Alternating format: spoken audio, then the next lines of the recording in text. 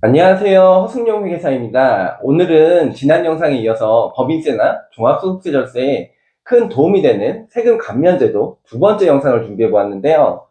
소득세나 법인세의 최대 30%를 절감받을 수 있는 중소기업 특별세액 감면 제도입니다. 중소기업의 절세에 큰 도움이 되는 제도이지만 세금 신고 때 신청을 누락하는 경우가 생각보다 많은 세금 감면 제도 중에 하나인데요. 특히 영상 중간에 업종 판단에 따라서 감면율이 크게 달라질 수 있는 부분은 해당되시는 분들이 많을 수도 있으니까 영상 내용 끝까지 시청해 주시기 바랍니다.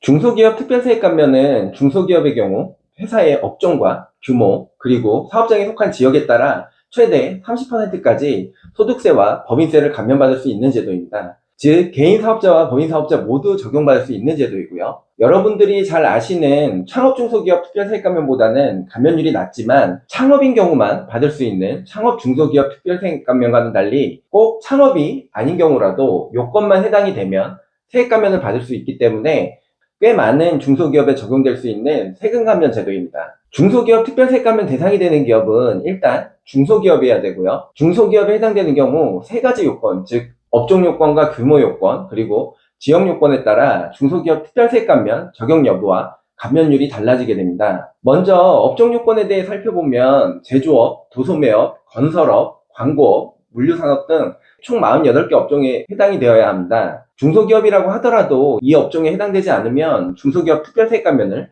적용받을 수 없는데요. 하지만 업종이 워낙 광범위하기 때문에 거의 대부분의 업종이 감면 대상 업종에 해당된다고 보시면 됩니다. 이렇게 감면 대상 업종에 해당이 되면 회사의 규모와 지역에 따라 감면율이 달라지게 되는데요. 먼저 규모는 회사의 매출액에 따라 중소기업을 중기업과 소기업으로 나누게 되는데 기준은 업종별로 다르게 적용이 됩니다. 예를 들어 제조업 중 식료품 제조업 등의 경우 매출액이 120억 원 이하인 경우 소기업으로 구분하고 매출액이 120억 원을 넘는 경우에는 중기업으로 구분합니다. 또 같은 제조업이라고 하더라도 섬제품 제조업의 경우에는 매출액이 80억 원 이하인 경우 소기업으로 구분하고요. 80억 원을 초과하는 경우에는 중기업에 해당이 됩니다. 도소매업의 경우에는 매출액이 50억 원 이하인 경우에는 소기업으로 구분이 되고요. 50억 원을 초과하는 경우에는 중기업으로 구분이 됩니다. 감면율을 결정하는 또 하나의 기준은 바로 사업장 소재지입니다. 사업장 소재지가 수도권 내냐 수도권 밖이냐에 따라 감면율이 달라지게 되는데요. 여기서 창업 중소기업 특별세액 감면과 다른 점은 창업 중소기업 특별세액 감면 적용 시 감면율은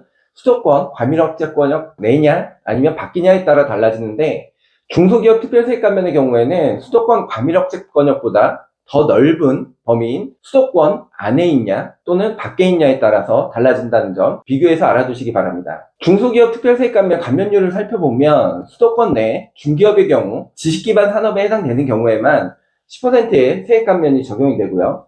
다른 업종의 경우에는 감면을 적용받을 수 없습니다. 수도권 밖의 중기업인 경우에는 도소매, 의료업인 경우 5%의 감면율이 적용되고요. 도소매업, 의료업을 제외한 제조업 등의 경우에는 15%의 감면율이 적용이 됩니다. 소기업인 경우에는 수도권 내냐, 수도권 밖인 경우 모두 세액 감면이 적용되지만 지역에 따라 감면율이 달라지게 되는데요. 도소매업, 의료업의 경우에는 소기업은 사업장이 수도권 내에 있건 밖에 있건 상관없이 감면율은 10%로 동일합니다.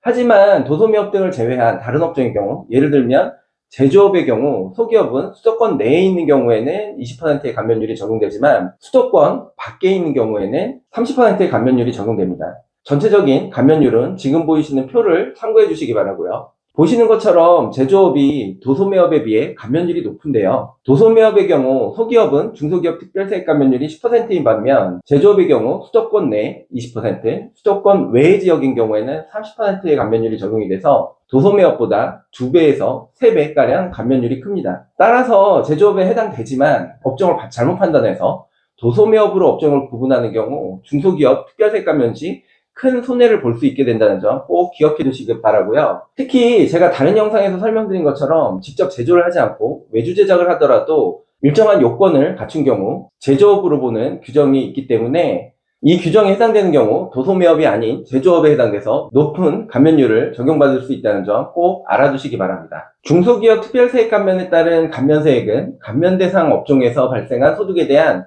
산출세액에서 감면율을 곱한 금액이 되는데요. 중소기업 특별세액 감면의 최대 한도는 연간 1억 원입니다.